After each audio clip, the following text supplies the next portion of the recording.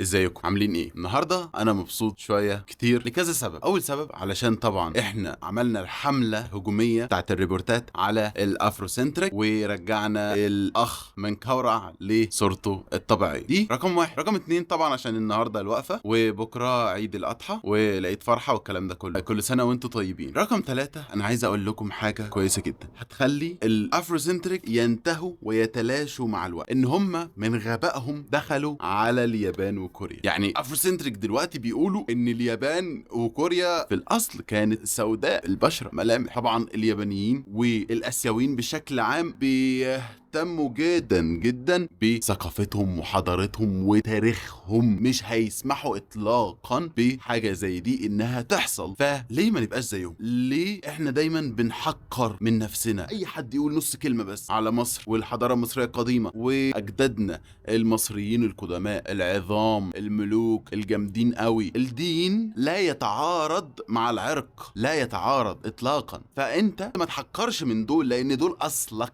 افتخر بحضارتك، علشان يعني مثلا انت تفتكر الصينيين لو حد قال عليهم the Chinese people originally was black، والله العظيم الصينيين ياكلوهم. ليه؟ لان الاسيويين مهتمين جدا بتاريخهم وثقافتهم وحضارتهم بكل اللي حصل فيه. هو الصين لم يتم احتلالها قبل كده؟ تم احتلالها قبل كده. هل قالوا بقى احنا مش عارف ايه واحنا لا، انا صيني بحب بلدي بحب ثقافتي ومعتز بيها وماسك فيها علشان دي اصلي دي حضارتي. فانت كده برضو انت مصري، افتخر بمصريتك. عايز اقول لك معلومه، لما المتحف المصري الكبير كان لسه بيتعمل اول تمثال اتنقل فيه كان تمثال رمسيس الثاني. اول ما اتنقل ضربوا له تعظيم سلام. ليه؟ عشان كان قائد جيش مصر، ملك مصر. ما هو الملك المصري هو القائد الاعلى للقوات المسلحه، زي دلوقتي بالظبط الرئيس عبد الفتاح السيسي هو القائد الاعلى للقوات المسلحه. احنا الحمد لله عرفنا نزيل خالص الصوره اللي موجوده على الويكيبيديا للملك من كورع، بس عايزين نزود، ما نسكتش وما نستناش المشكله لما تقع علشان نروح نحلها. ليه اصلا نستناها؟ ما احنا ممكن نمنع امها خالص. كان معكم عبد الرحمن سليمان